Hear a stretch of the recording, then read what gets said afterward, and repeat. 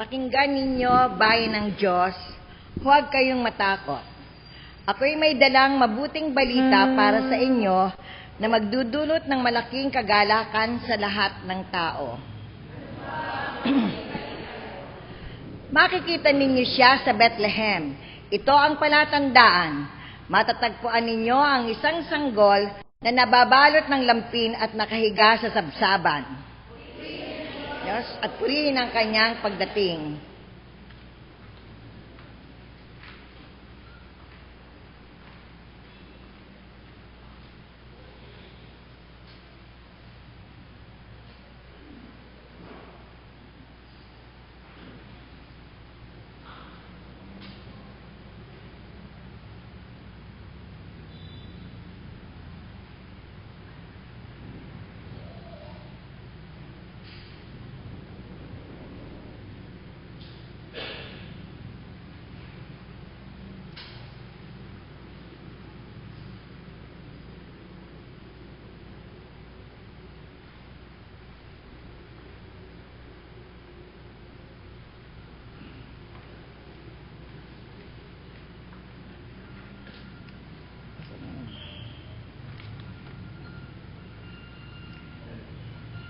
Tayo po ay manalangin.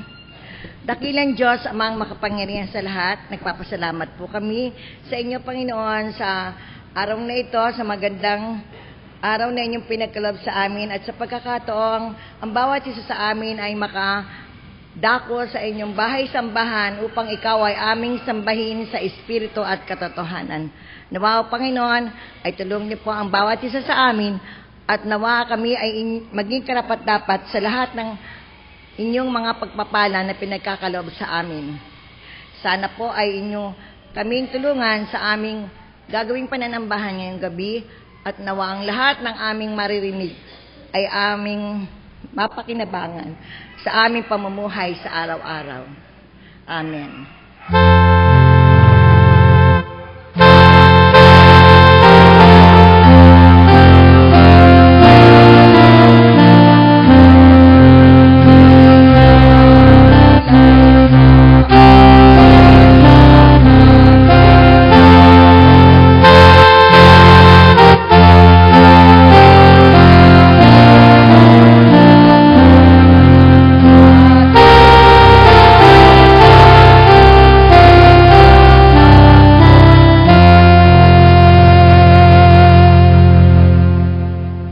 Maging matapat tayo sa Diyos at sa bawat isa. Halina't pagsisihan natin ang ating mga kasalanan. Pangamba at karumihan sa panang ito ng panalangin. Inaanyayahan po ang bawat isa na tayo ay dumulog sa Diyos na may katapatan sa pamamagitan ng tahimik na panalangin ng pagsisisi. Tayo po ay manalangin.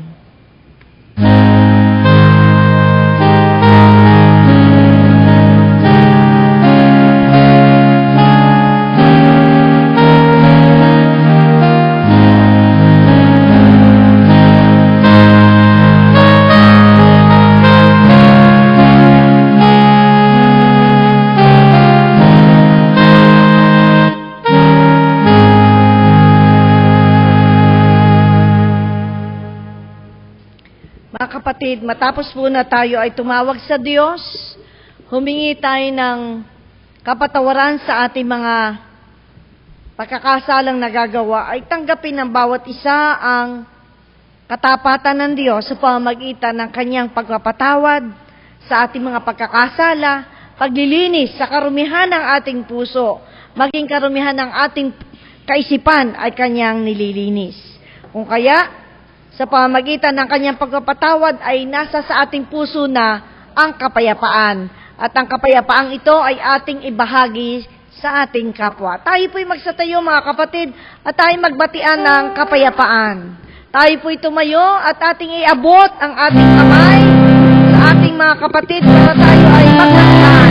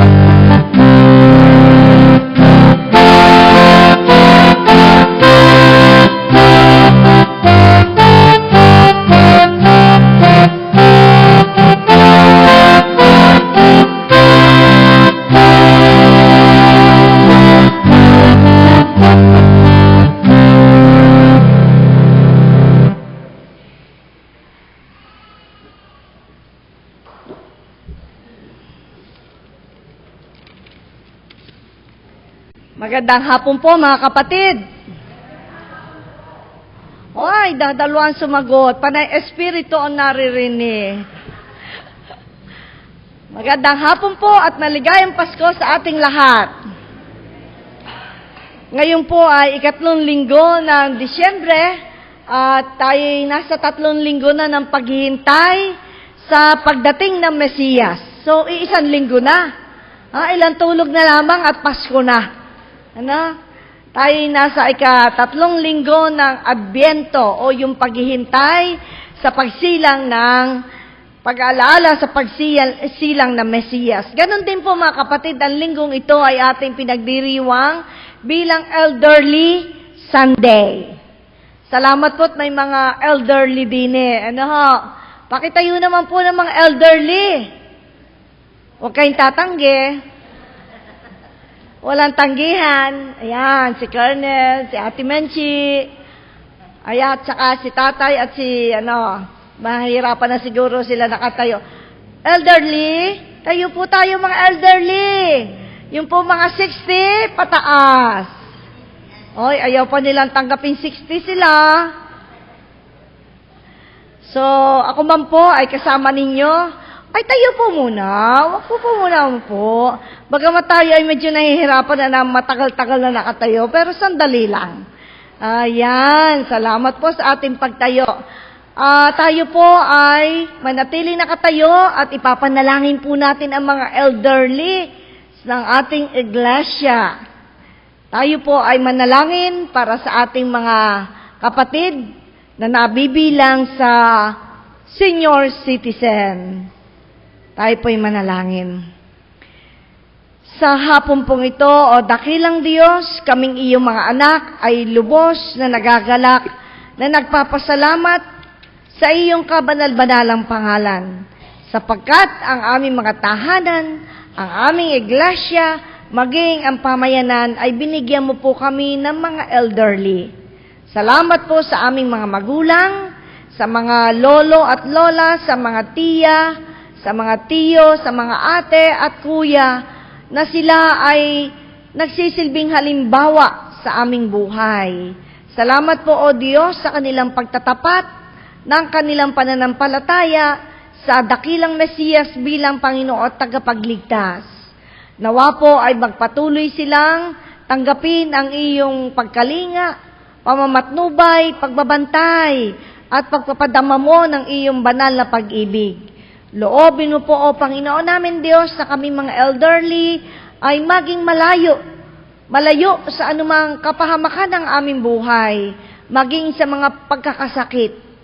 Patuloy nawang madama ng mga elderly ang iyong mapagpalang pagbabantay at pagmamahal sa pamamagitan po, O Diyos, ng mga mahal sa buhay na nakapaligid sa amin, ng mga kapatiran na nagmamalasakit. Inilalapit ko rin po sa iyo, O dakilang Diyos, na loobin mong ang mga elderly ay manatili na nakakapit na mahigpit sa iyong banal na kamay, na sa kanilang patuloy na pagtupad ng mga tungkulin bilang mga magulang ng mga tahanan. Nawa po, O Diyos, ay patuloy sila nagtitiwala, nananalig sa iyong walang hanggang pag-ibig sa bawat isa. Pagpalain mo po, O Panginoon, ang mga elderly ng aming tahanan, ng aming iglesia, at ang maraming elderly sa aming pamayanan. Ang lahat po ng ito ay aming dalangin sa tanging pangalan ng aming Panginoon at tagapagligtas na si Jesucristo. Amen. Congratulations po sa ating mga elderly na kayo ay patuloy naming kasama sa pananambahan at mga gawain. Palakpakan naman po natin ang mga elderly ng ating tahanan at iglesia.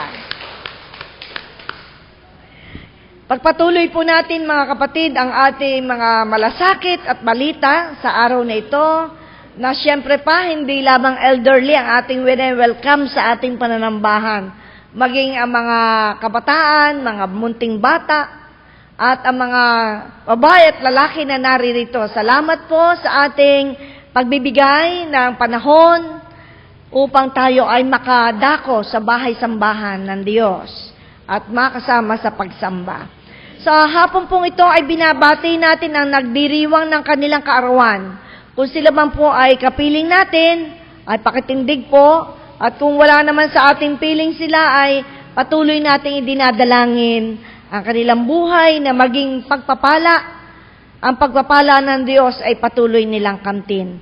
Ngayong pong araw na ito ay ang kapatid na Arnel Evangelista. Sa 18, ang kapatid na Carlo Evangelista. Sa 19, ang kapatid na Eden Aldovino at si Angelica Islabra.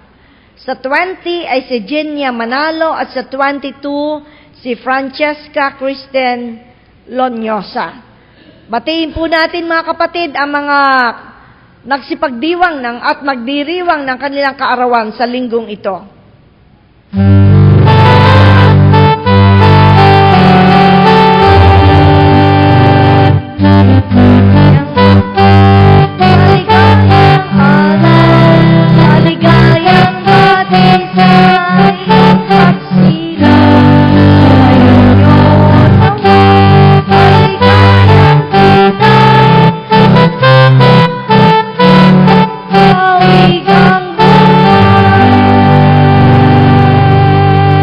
Dalangin po natin para sa kanila ay hindi lang mahabang buhay, kundi buhay na pinagpala ng Diyos. Palagian po natin isama sa ating mga panalangin ang mga kapatid na may mga karamdaman.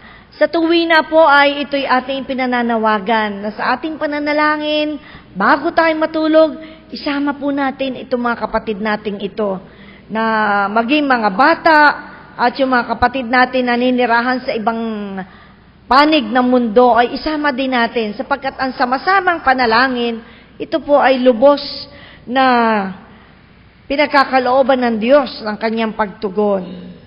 Muli po mga kapatid ay ipinag-aanyaya sa atin ang pagkakaloob para sa ating Paskuhan. Na ang Paskuhan po natin ay sa December 23. Ano ho? Tayo po ay may malaking kahon dito na hinihilingan na sa araw na ito ay tayo makapagdala ng 1 kilong bigas. Hindi po 1 sako, baka po hindi natin mabuhat. Ano po, 1 kilo lang ang ating ihahandog at isang litro pack lamang ng orange juice. Hindi po natin nadala ngayon, sa susunod pong linggo, abot na abot pa po itong mga nakatala dito.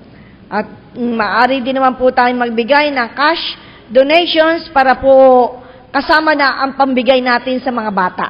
Ang ating naman po Children's Christmas Fellowship ay sa 21. Yan. Pagkatapos po na ating simbang gabi. Makikita po niyo mga kapatid dito, merong pong kinuha tayong lathalain o babasahin ang pamagat ay sa aking pagtanda. Nabasa niyo na po ito? Baka po kayo mapaluha. Ano ho? Sa aking pagtanda, ay unawain sana ako at pagpasensyahan dahil kami po may edad na, ay paulit-ulit na mga apo. Paulit-ulit na si Lolo at si Lola, so sana'y tayo'y pagpasensyahan. Sa inyong bahay niyo na po basahin. Ganon din mga kapatid, sa kabila po ng ating balita, tunghayan po natin ang likod, ay ang ating pong paaralan. Ano pong paaralan natin? McGill Memorial School. Dito po sa likuran, ay patuloy po na lumalapit sa ating kapatiran ng ating library ay nangangailangan ng mga storybooks. Ano ho, kung meron po nakatambak sa ating bahay, ay atin na pong ibigay dito. Kasi po uso na ngayon ay computer. Ay so, bihira na yata ang bata ang pinagbubukas ng libro.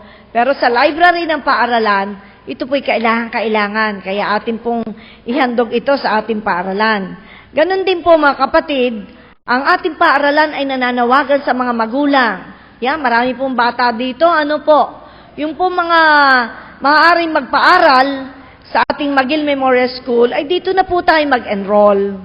Yung pong ating mga anak at mga apo. Sabi ko po kaninang umaga sa balita, kung tayo po'y nagagandahan sa turo ng mga madre, ay lalong higit dapat tayo magandahan sa turo ng ating mga diakonesa. Na mga diakonesa ay mismong tayo ang nagsugo sa kanila sa pag-aaral ng early childhood education at ng elementary education. So mga kapatid, ang ating pong kapatiran na dito magpapa-enroll sa ating sariling paaralan ay meron pong diskwento sa tuition fee. Ganon din po ang mga balita po ng ating mga gawain. Bukas po'y simula na ng simbang gabi. Totoo po itong gabi. Dahil alas 5 paggabi. Alas 6 po ay gabi na. So mga kapatid, ipinag-aanyaya po ito sa atin na ang mga ngasiwa po ng pananambahan bukas sa gabi ay ang mega. Sino po yung mega? Yung po mga tulad nating elderly. Maaga po tayo bukas. At narito po ang susunod-sunod pang mga linggo. Hanggang 24 ng gabi, alas 5, meron po tayong pananambahan. At sa araw ng Pasko ay sa umaga lamang, siyempre. Alas 9 ng umaga. Kaya ang ating po mga lutuin sa bahay, ang ating po mga bisita ay sandali nating isasama ang mga bisita natin sa pananambahan dito. Ang mga lutuin ay mamaya na ulit pagbalik. Huwag po nating kalilimutan ang araw ng Pasko, ang birthday ni Jesus.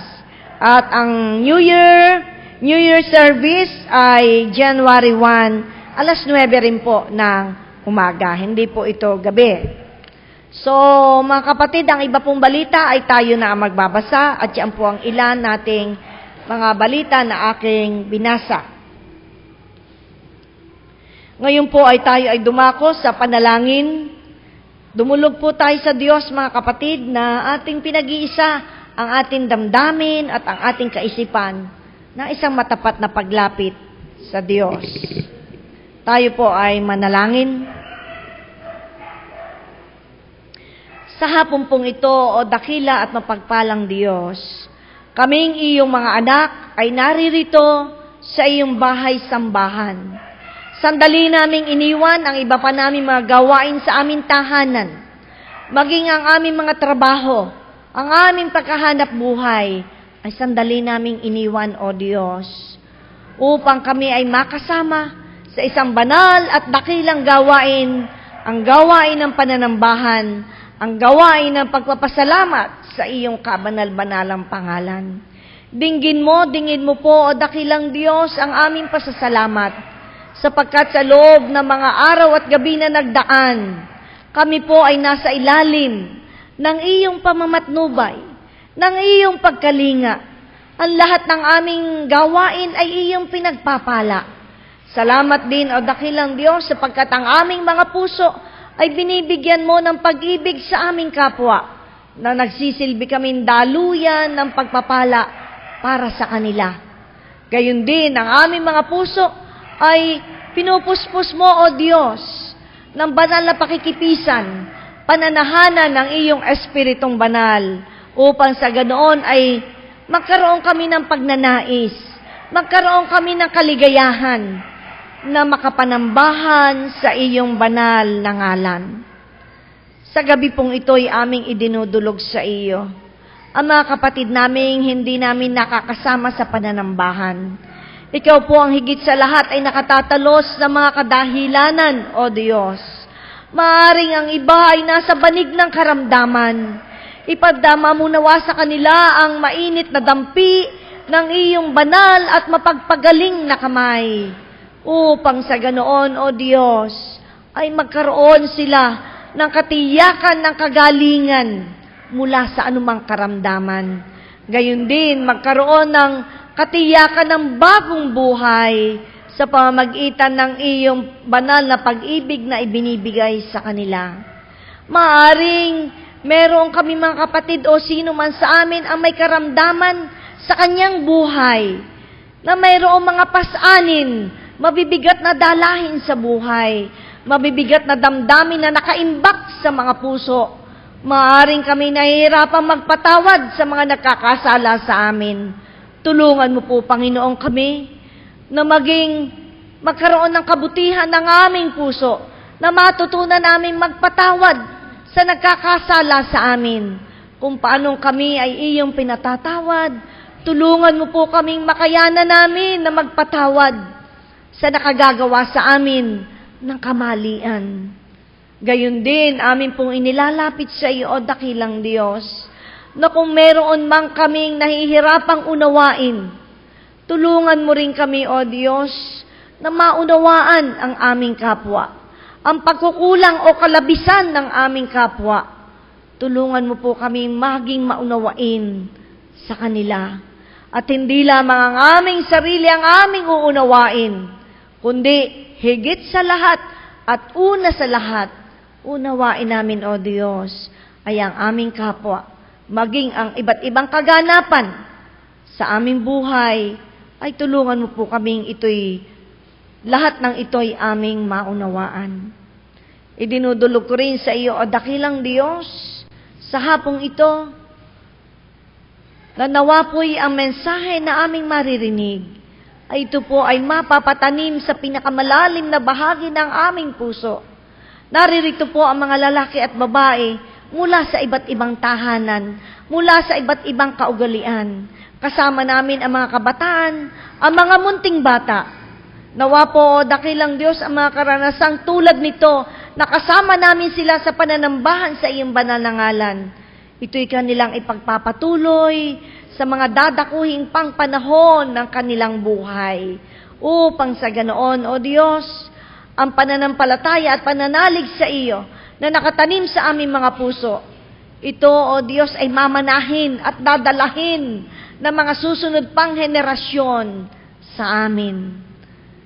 O Panginoon namin Diyos na mapagpala, ang lahat po ng ito ay aming idinudulog at idinadalangin sa iyong kabanal-banalang pangalan, ang pangalang Hesukristo na aming Panginoon at tagapagligtas. Amen.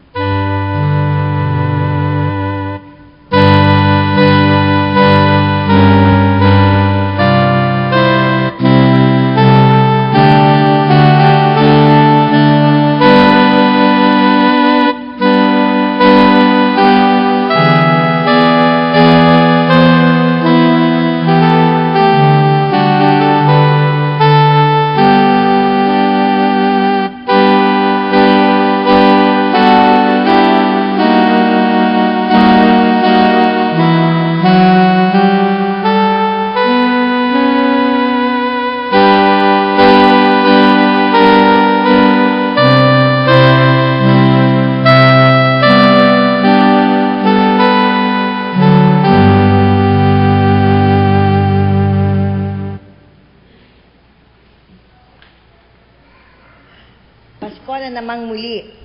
Panahon upang alalahanin at ipagdiwang ang kaarawan ng ating tagapagligtas.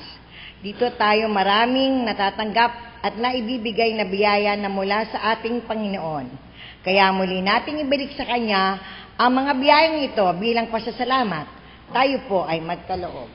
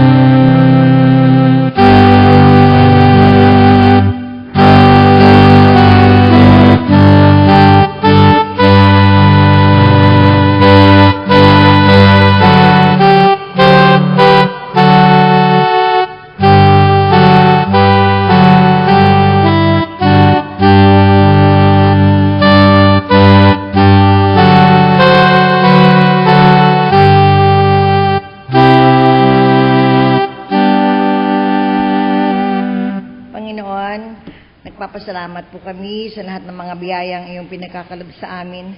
At nawa, Panginoon, ay tanggapin niyo po ang mga bahagi ng mga biyayang aming pinagkakalob. Nawa, O Panginoon, ay pagpalaan niyo to ang mga handog na ito at magamit namin sa ikapupuri at ikalululahati ng iyong banal na pangalan. Sa pangalan ni Jesus, Amen.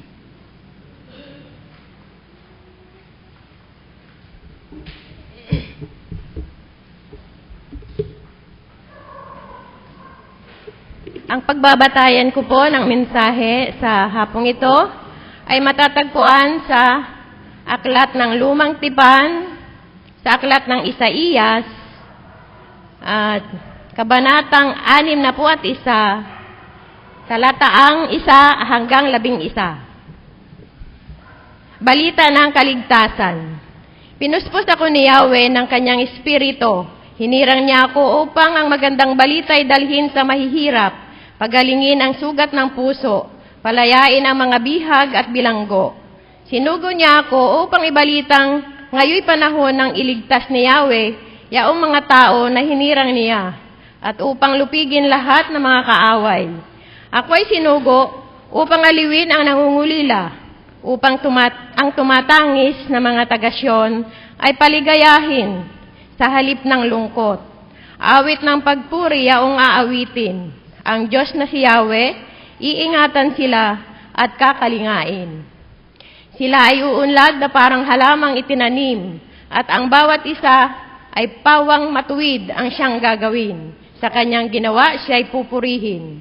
Muling itatayo sirang mga lunsod, na pagkatagal nang nawasak at tupok. Mga dayuhan ang gagawing pastol, niyong inyong kawan.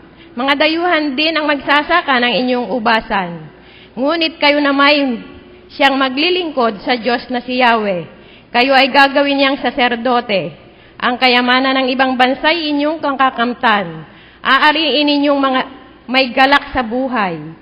Ang dinanas ninyong mga kahihiyan ay mawawakasan. Kayo ay babalik at doon titira sa sariling bayan. Kayo ay uunlad, lalagong di hamak pati kabuhayan. Di na magwawakas ang galak sa buhay. Ang sabi ni Yahweh, ako'y namumuhi sa pagkakasala at pang-aalipin. Gawing katarungan ang mahal sa akin. Gagantimpalaan ko ang mga taong tapat sa akin. Walang hanggang tipan ang aking gagawin. Itong lahi nila ay makikilala sa lahat ng bansa. Pati anak nila ay makikilala rin sa gitna ng madla. Sila'y kikilanling anak ni Yahweh saan man makita. At tatawaging bayang pinagpala at hinirang ni Yahweh. At ang Jerusalem ay ginawang ito'y pawang malulugod. Anaki dalagang gayak ay pangkasal. Siya'y parang dinamtan ng kaligtasan at pagtatagumpay. Kung paanong ang binhi ay tiyak natutubo at sisibol. Gayon ang pagliligtas ni Yahweh sa bayang kanyang hinirang. Dahil dito lahat ng bansa ay magpupuri sa kanya. At ganon din po sa Bagong Tipan, sa Aklat ng Juan, Kabanatang 1, talataang 6 hanggang 8. Sinugo ng Diyos ang isang tao, nagngangalang Juan, na parito siya upang magpatotoo tungkol sa ilaw at manalig sa ilaw ang lahat dahil sa patotoo niya. Hindi siya ang ilaw, kundi naparito siya upang magpatotoo tungkol sa ilaw. Ang tunay na ilaw ay tumatanglaw sa lahat ng tao, ay dumarating sa sanlibutan. Tayo po ay pinagpala ng Diyos sa pagkabasa ng kanyang banal na salita. Makakaupo na po.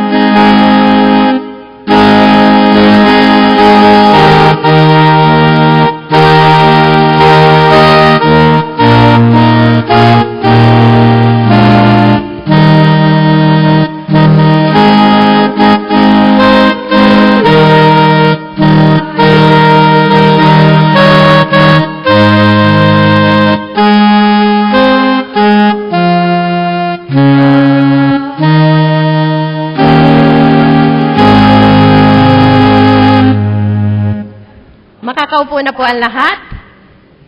Magandang hapon po sa inyong lahat. Ngayon po ay third Sunday of Advent sa atin pong UCCP calendar. At bukas po ay unang simbang gabi na Kaya inaasahan pong tayong lahat ay naririto sa ating unang simbang gabi.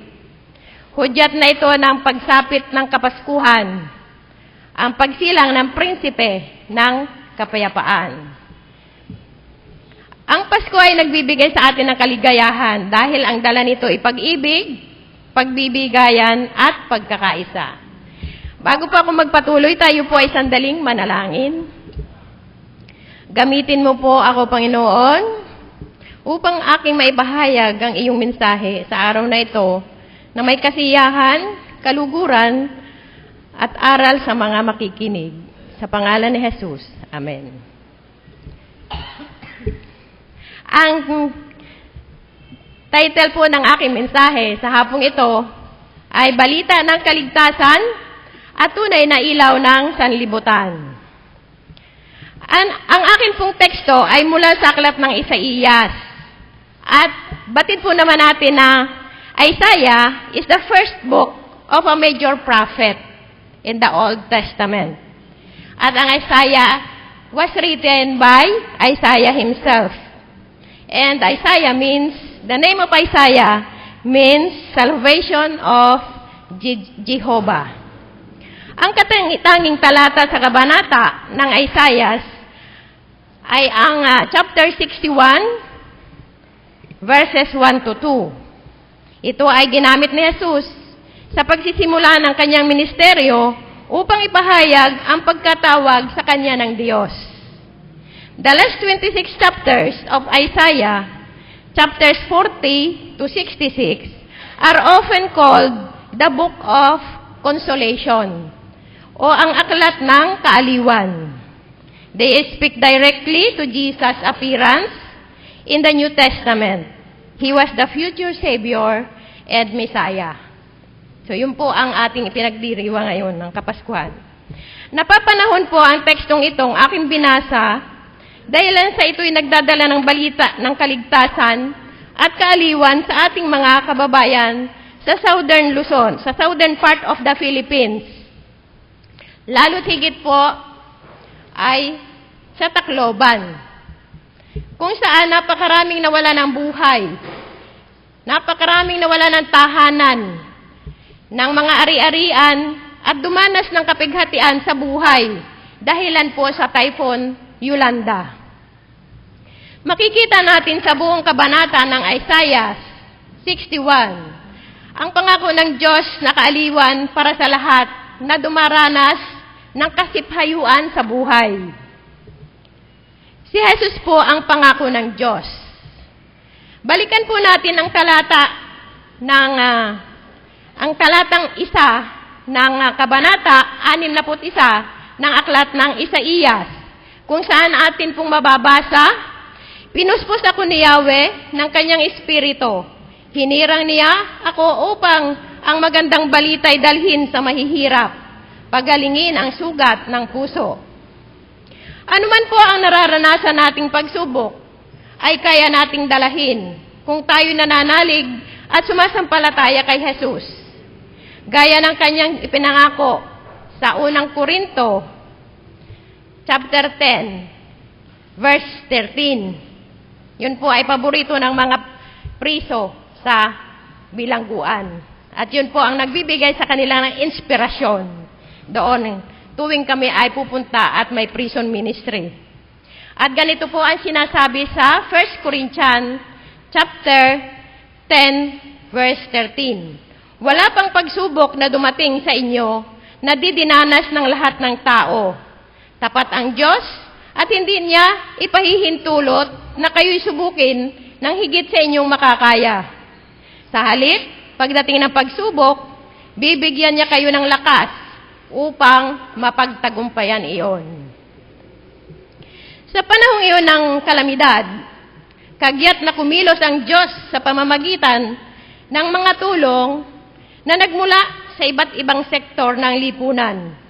Maraming mga bansa ang kaagad na nagdala ng tulong. Ito ay kaganapan ng sinasabi sa talatang aking binasa sa ating teksto na sinasabi dito, mga dayuhan ang gagawing pastol niyong mga kawan, mga dayuhan din ang magsasaka ng inyong ubasan. At sa talatang 6, ay ganito po ang sinasabi, ngunit kayo naman siyang maglilingkod sa Diyos na si Yahweh. Kayo ay gagawin niyang saserdote. Ang kayamanan ng ibang bansa ay inyong makakamtan. Aanihin ninyong may galak sa buhay. So yun po ang patutuon na talagang ang ibang bansa ay kumilos upang tumulong sa ating mga kababayan. Tunay nga lamang po na nagkaisa tayo ng damdamin ng pagtulong sa mga kababayan natin sa lugar na dinaanan ng kalamidad at bumuhos ang mga pagpapala sa pamamagitan ng pagtutulungan. Ito po ay nabanggit din sa ating teksto sa talatang 3 na ganito po ang sinasabi, upang ang tumatangis na mga tagasyon ay paligayahin sa halip na lungkot, awit ng pagpuri, yaong aawitin, ang Diyos na si Yahweh, iingatan sila at kakalingain. Sila ay uunlad na parang halamang itinanim, at ang bawat isa ay pawang matuwid ang siyang gagawin. Sa kanyang ginawa, siya'y pupurihin, muling itatayo, sirang mga lungsod. Kung tutuusin po, sobrang sapat na po ang matulong na ito. Ang mga tulong na nagmula sa ibang bansa at sa ating mga kababayan sa Pilipinas ay sobrang sapat na po upang mapanumbalik ang mga nawasak ng bagyong Yolanda sa Tacloban at mga karatig bayan. Gaya ng sinasabi sa talatang 7 ng Isaiah 61, ang dinanas ninyong mga kahihiyan ay mawawakasan. Kayo ay ibabalik at doon titira sa sariling bayan. Kayo ay uunlad, lalagong di hamak, pati kabuhayan. Di na magwawakas ang galak sa buhay. Napakaganda po ng pangako ng ating Panginoon. At ang atin pong pinapanalangin ay naway maging matapat sa tungkulin ang mga taong pinagkatiwalaan sa pamamahala ng mga bilyon-bilyong halaga ng mga donasyon para sa pagbangon ng mga mamamayan ng Tacloban at mga karatig bayan na nasalanta ng bagyong Yolanda. Gaano po kaya katapat ang mga taong ito? Alam na alam po natin ang kwento ng tapat at di tapat na alipin sa aklat ng Mateo, chapter 24, verses 45 to 51.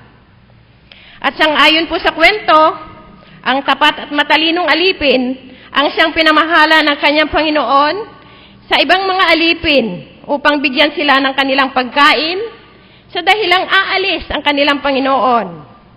Sinasabi sa kwento, napapalad ang aliping iyon kapag sa pagbabalik ng kanyang Panginoon ay madatnan siyang tumutupad sa kanyang mga bilin. Ang maging mapag-aruga sa kanyang kapwa dahil sa pamamahalain siya. Yung alipin po ay pamamahalain ng kanyang Panginoon sa lahat ng kanyang ari-arian.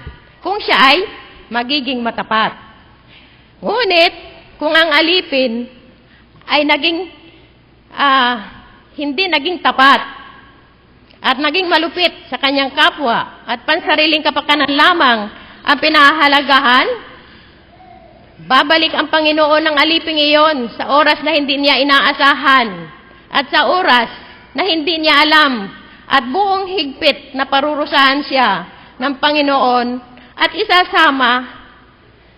isasama sa mga taong mapagpaimbabaw. Doon ay tatangi siya at magngangalit ang kanyang ngipin. May warning po doon sa mga tapat at di tapat. At yun po ay pwede nating i-apply doon sa mga tapat at di tapat na pamamahala sa mga donasyon na patungo sa ating mga kababayan sa Tacloban. Sa talatang 8 ng ating teksto, sa Isaiah 61, verse 8, ay mayroon din pong babala. At ganito po ang babala ng Diyos. Ang sabi ni Yahweh, ako'y namumuhi sa pagkakasala at pang-aalipin. Gawang katarungan ang mahal sa akin. Gagantipalaan ko ang mga taong tapat sa akin. Walang hanggang tipan ang aking gagawin. Itong lahi nila ay makikilala sa lahat ng bansa. Pati mga anak nila'y makikilala rin sa gitna ng madla. Sila'y kikilanling anak ni Yahweh, saan may makita, at tatawaging bayang pinagpala at bayang hinirang ni Yahweh. Sang-ayon po sa mga pagsusuri na sinasagawa ng isang foundation sa Pilipinas, ang Ibon Foundation 68, sang-ayon po dito ay 72% ng mga Pilipino ay below poverty level at nasa antas ng kahirapan. Marami sa mga Pilipino ay kulang sa serbisyong medikal, hindi nakapag-aaral o di nakatapos ng kanilang pag-aaral. Samantala, ang mga puno ng bayan ay sangkot sa katiwalian at pagpapayaman sa panahon ng panunungkulan nila. Wari bang ang sistema ng ating lipunan ay sistemang naglilingkod lamang sa kapakanan ng mga pinuno at mga makapangyarihan. At dahil dito, masasabi natin na ang sistema ng ating lipunan ay sistemang hindi matapat sa Panginoon. Tayong mga mananampalataya ay tinatawagan ng Panginoon upang ipahayag natin ang kahulugan ng katapatan na ninanais ng Diyos sa ating lahat. Ang pag-aaruga sa kapakanan ng kapwa, ang malasakit para sa kinabukasan ng ating bansa. Yun po ang ninanais ng Panginoon para sa atin. Ang pagbibigay ng ating bahagi, kahit na maliit na kaparaanan, upang ang ating mamamayan, lalo na mga biktima ng kalamidad, ay makaahon at makalaya sa bangungot ng trahedyang kanilang naranasan. Mapalad po tayo dito sa ating lugar. Dahil kahit na may bagyo, hindi po tayo masyadong apektado. Hari nawa'y makilala. Hari nawa po tayo makilala na nga ang Pilipinas na isang maunlad na bansa at may mga tapat na nanunungkulan sa gobyerno at hindi pansariling interest lamang ang ginagawa sa paglilingkod. Sama-sama po nating ipanalangin na matanggap na mga kinauukulan sa Tacloban ang tulong na para sa kanila. Naniniwala po ako na walang imposible sa ating Diyos. At yun po ay matatagpuan natin sa Lucas chapter 1 verse 37. Walang hindi mapangyayari ang Diyos kapag siya ang kumilos sa puso at damdamin ng mga tao. Ang nangyari po sa Tacloban ay may leksyon ding iniwan sa ating lahat. Dito'y ipinapakita na ang tubig ay larawan ng buhay, ng pag-asa, ng kalakasan, ng kasaganaan, at bukal ng pagpapala mula sa Diyos. Ito ay ginagamit nating inumin, panglinis sa marumi, at napakaraming mabubuting gamit ang tubig.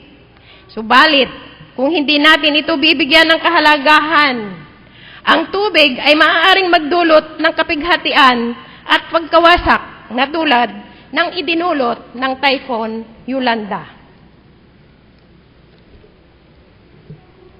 Ang lesson po ay ito. Kung aalagaan, iingatan, at pagyayamanin natin ang mga biyayang ibinibigay sa atin ng Diyos, at tayo magiging mabubuting katiwala, ang mga ito'y magdudulot sa atin ng kasiyahan, ng kasaganaan, kapayapaan, at natiwasay na buhay. At sa ating buhay at pananampalataya, ang Diyos lamang ang tanging pag-asa natin. Siya lamang ang ating tanging kalakasan at siya lamang ang bukal ng pagpapala. At sa aking binasang teksto, mula po sa Bagong Tipan, sa chapter 1, verses 6 to 8, ay pinapakita na isinugo ng Diyos si Juan Bautista upang magpatotoo sa tunay na ilaw na tumatanglaw sa lahat ng tao sa sanlibutan.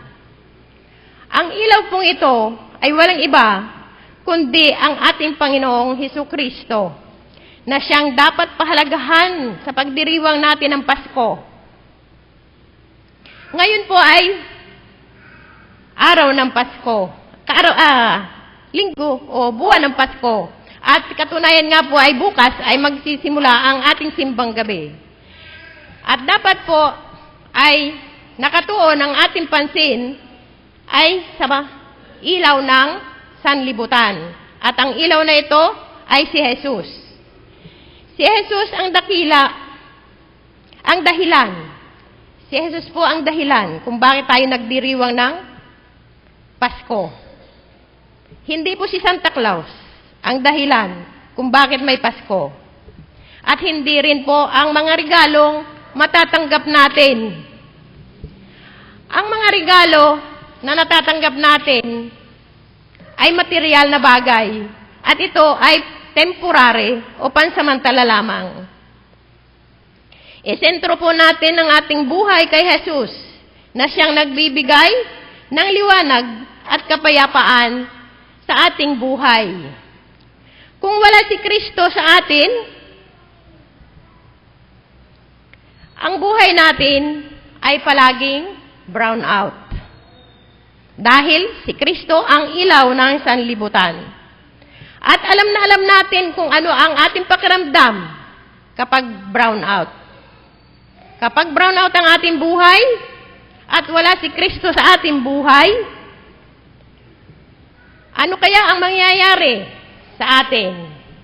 Imagine natin na ang buhay natin ay brown out, isang napakadilim na buhay. Hindi tayo tumatahak sa tuwid na daan. Hindi po yung tuwid na daan na sinasabi ni Pinoy. Yung pong tuwid na daan tungo kay Kristo. Sapagkat si Kristo ang tunay na ilaw ng sanlibutan.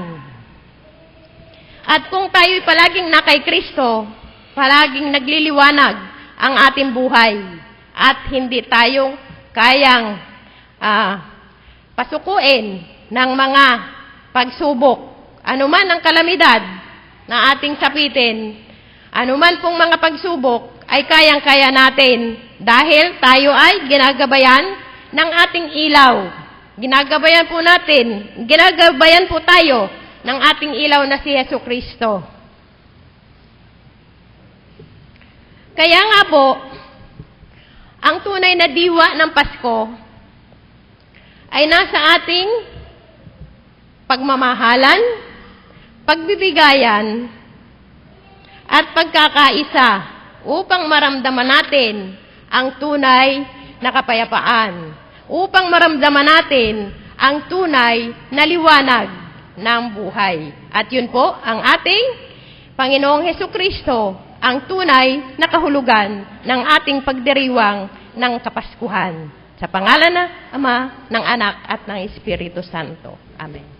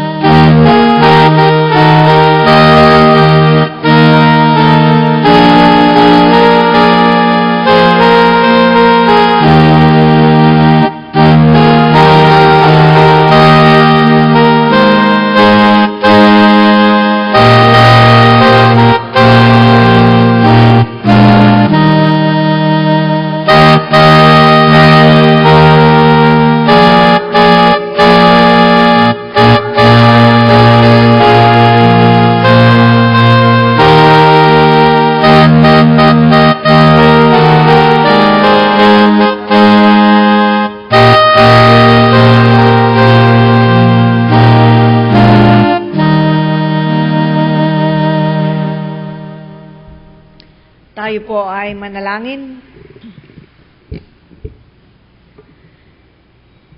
O dakila at mapagpalang Diyos, sa amin pong pagtatapos na isinagawang pagsamba, pagluwalhati at papuri sa iyong kabanal-banalang pangalan. Nagpapasalamat po kami sa mensahe na aming narinig, sapagkat ito ay nagsisilbing pagpapaliwanag ng ilaw na aming tinanggap mula sa iyo. Tunay nga po na sa pamamagitan ng iyong mapagpalang pag-ibig, ng iyong pag-ibig na di kayang sukatin, ay pinagkaloob mo sa bawat isa sa amin. Pinagkaloob mo sa aming mga tahanan. Pinagkaloob mo po, O Diyos, maging sa kalakhan ng iglesia at ng aming bayan. Ng buong sanlibutan, ipinagkaloob mo ang dakilang Mesiyas, ang iyong bugtong na anak na si Jesucristo, na siya ang nagdadala ng liwanag, nagbibigay ng tanglaw sa landas na dapat namin tahakin, O Diyos. Salamat po sapagkat muli ay pinaalaala mo sa amin na sa pamamagitan ng dakilang Mesiyas na aming pinagdiriwang ang kanyang pagsilang, ang aming landas ay mabibigyan ng kaliwanagan. Malinaw naming makikita kung saan mo kami inaakay at ninaanais mong aming tahaking landas. Salamat po, O Diyos, sa iyong mga anak na naririto na naghahandog ng kanilang buhay at panahon upang ikaw ay sambahin sa katotohanan, upang ikaw, O Diyos, ay handugan ng pinakamataas namin papuri at pagluwalhati, sapagkat minsan pa ay binibigyan mo kami ng pagkakataong tulad nito. Muli ay pinadadaloy mo sa aming mga puso ang mainit na daloy ng iyong pag-ibig sa amin. Nang aming mga dalangin ay iyong binibigyan ng katugunan. Salamat po, O Diyos. Salamat po sa buhay at kalakasan pinagkakaloob mo rin sa bawat isa at sa pagkakataon sa aming buhay na kami ay maging daluyan ng iyong pagpapala para sa aming kapwa, lalong higit doon sa mga nangangailangan, lalong higit doon sa mga nagdarahop, at amin ding binibigyan ng pagkalinga ang mga kapatid namin na nandoon at biktima ng mga kalamidad. Loobin mo po, O dakilang Diyos, ang aming pananambahay maging karapat-dapat, kaaya-aya sa iyong banal na harapan, at aming itinatalaga ang aming mga sarili na hindi lamang sa araw na ito kami magiging kasama sa pagdiriwang ng Kapaskuhan, kundi lalong higit sa mga sunod-sunod na gabi na kami ay magkakaroon ng pananambahan. Bibigyan namin ng pagpapahalaga sa aming buhay ang mga ganitong gawain na may kabanalan. Lalong higit, O Diyos, ang pagdiriwang ng Kapaskuhan. Bigyan namin ito ng importansya sa aming buhay bilang kami mga mananampalatayang Kristiyano na kami, O Diyos, ay nagtitiwala sa iyong banal na ngalan. Sa aming paghayong matapos ang pananambahan, maging karapat-dapat nawa ang bawat isa na tanggapin ang iyong banal na bendisyon. At loobin mo rin, O dakilang Diyos, na maging ako pong iyong abang lingkod ay maging karapat-dapat